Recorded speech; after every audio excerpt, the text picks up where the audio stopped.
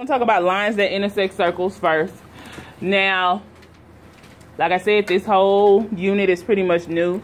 Some of the vocabulary you already know. You should know what a circle is. Okay, that should help. You should know what a radius is, and you should know what a diameter is. How would you describe a radius? Half of a circle. Half of the diameter.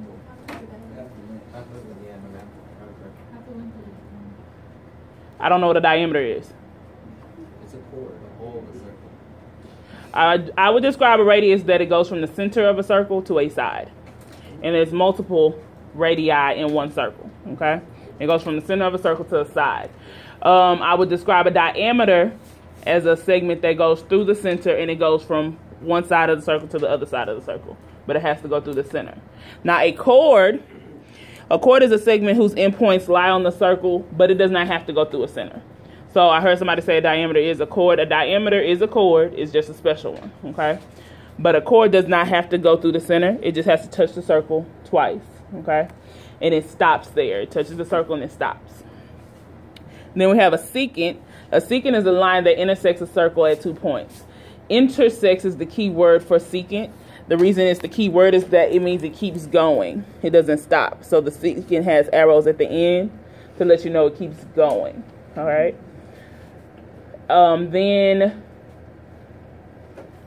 So really what they wrote right here is not even accurate. It should have arrows here.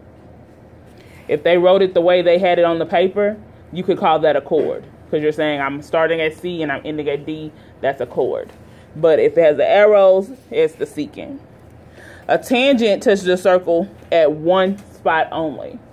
So this would be a tangent here, and it touches the circle at one spot only. That point is called the point of tangency. Okay? That point is called the point of tangency. Tangent circles just mean that you have two circles that touch at one point. They touch at one point. Okay?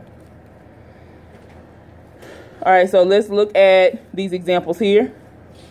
Let's look at 1 and 2. Okay, I want to give you a second, and I want you to identify each line segment. So I'm going to give you like 1 minute. Identify each line segment.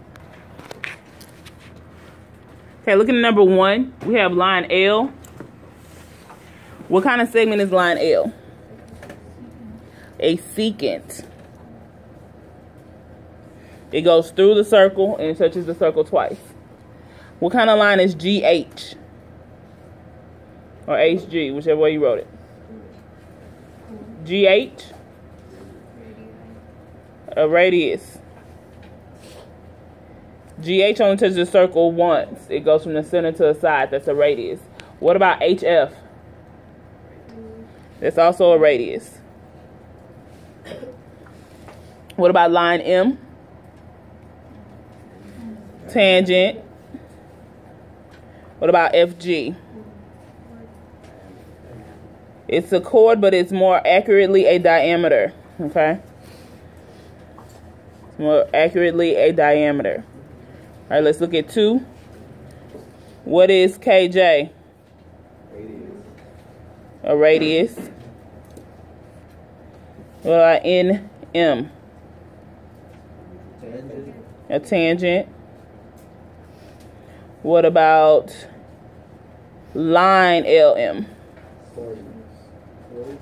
Line LM. Secant.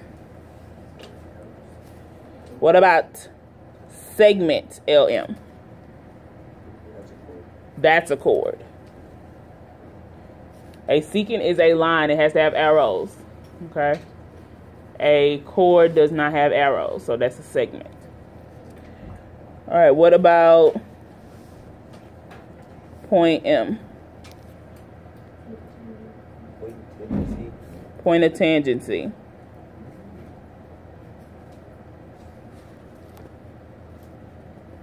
Okay. All right, let's look at the next part, 3 and 4. It says find the length of each radius, identify the point of tangency, write the equation of the tangent line at that point. So I want you to write the length of the radius.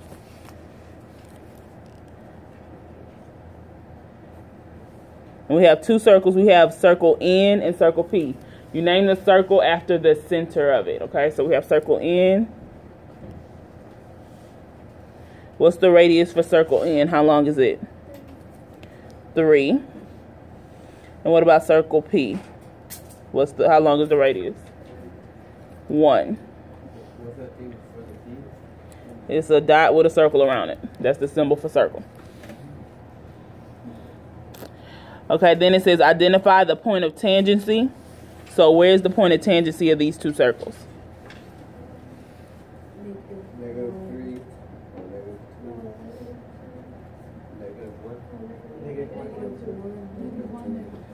The point of tangency is at -1, -2.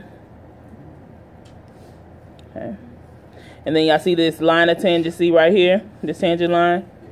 What would be the equation for it? Y equals -2. Okay. Y equals -2.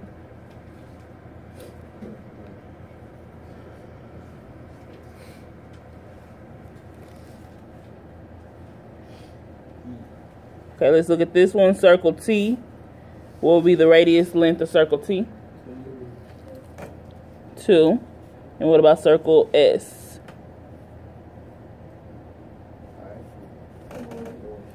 4. What would be their point of tangency?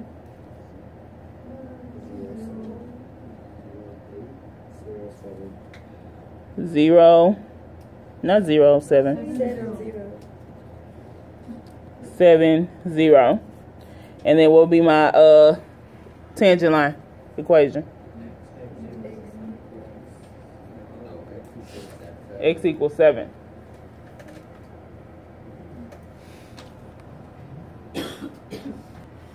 Alright, so this is still the easy stuff.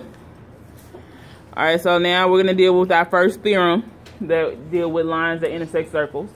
So what kind of lines would these two be? EF and EG. What kind of lines are those? Tangent. Those are both tangent lines.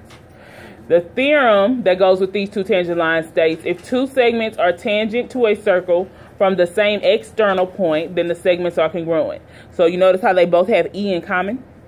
Okay? They both have the same external. It's outside of the circle point. That means that this segment is equal to this one. Okay? So you're supposed to know when you see those two tangent lines and they meet at the same external point that they're equal to each other. So looking at these examples here, the segment in each figure are tangent to the circle. Find each length. So how would I find the length of BC on number 5? So I'd have x plus 3 equals 2x. So I would subtract x on both sides. So I'd be left with 3 equals x. And then what do I need to do? Plug in. So I'd have 3 plus 3. So BC would equal 6. Okay.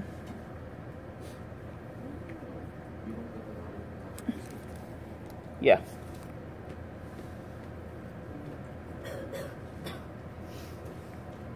Okay. Let's look at number 6. How would I set it up?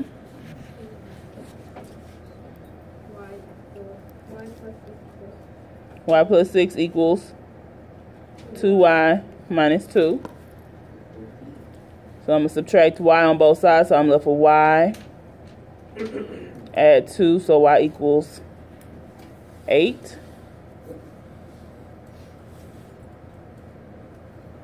So then when I plug in for LM, I have 2 times 8 minus 2. So that would leave me with what? 14 equals LM. Alright, do the last two real quick. Okay, so that's what you should have gotten for 7 and 8. Any questions about that? So like I said, even though this is all new stuff and it's not hard, it's just that it's a whole bunch of it. So it's a whole bunch of different rules you have to be able to recognize when you see them. Okay. All right, let's look at the one that says 10-1, circles and circumference. Okay, some of this stuff is redundant, so I've just went over it with you. So we know what a radius is. We know the center point is called the center. We know what a chord is and a diameter. You should know that the radius equals half of the diameter, and the diameter equals twice the radius. All right, so let's look at these examples here. I'm going to give you 2 minutes to do 1 through 7. Okay, 1 through 7. You should have got the name of the circle was R, circle R. You should have been able to name the radii in the circle was 4. RX, RA, RB, and RY. Remember, you could switch the letters if it's only 2 letters, and it still be the same thing. Name the chords in the circle. There were also 4, because remember the diameters are chords. They're just special chords. So you have AB, XY, BY, and XA. The diameters of the circle are just AB and XY. They told you if AB was 18 was AR. AB was the diameter. So AR was the radius. So you just divided it by 2 to get 9. It says if RY equals 10, RY is a radius. AR is a radius, so they're the same. And then AB is a diameter, so you multiply by 2. You'll learn more about AB and XY being equal. They are equal, but they're equal because these vertical angles here are equal. So these segments out here would be equal. Okay. Any questions about any of those? Okay. Let's come over here. So circumference isn't something new. Circumference is old too. You've learned that before. You know that the formula is either pi d or c equals 2 pi r. Is your preference, or whichever one you want to use at the point at that moment. Most of the time I use 2 pi r. Okay. So on these, they asked you to find the diameter and the radius of the circle with the given circumference. So we'll do one together, and then you'll be responsible for the rest of those. So if C equals 40 inches, I would just plug into my formula. So I have C equals 2 pi r. So I'm going to have 40 equals 2 pi r. So what would I need to do to get the radius by itself? I would need to divide by 2 pi. So I'd have 40 divided by 2 pi. And what does that give you for the radius? It says round to the nearest hundredth. Huh? You should get 6.37. 6.37. 40 divided by 2 pi. Notice I put parentheses around my 2 pi, because otherwise you are doing 40 divided by 2, which is 20, and then dividing by pi if you don't have the parentheses around it. Okay? So it'd be 6.37 for my radius. And then I would multiply by 2 for my diameter. So I'd have 12.73. Okay. All right, you're responsible for 3 through 6. All right, number 7. Find the exact circumference of each circle given the inscribed or circumscribed polygon. Inscribed means that it's inside of the circle. Circumscribed means it's outside. Okay, so like 10 would be which one? Circumscribed, and then the other ones would be inscribed. All right, so how can I find the circumference of number 7? Do I have the radius? I need to do what? I'm going to have to do Pythagorean theorem first. This is a Pythagorean triple. That's why if you learn the Pythagorean triple, sometimes you don't have to do that much work. Does anybody know what the hypotenuse is for 6 and an 8? 10. Okay. So you wouldn't even have to do it if you know the Pythagorean triple. Otherwise, you would have to do Pythagorean theorem to find out it's 10. So that means my radius is what? 5. So I have, it says find the exact circumference. So does that mean am I going to round? No, that means leave it in terms of pi. So it's going to be 10 pi centimeters. And circumference is not squared. It's not area. It's like perimeter. Okay. All right, you're responsible for 8 through 12. Okay, that's it for 10-1. So now we're going to move on to 10-2.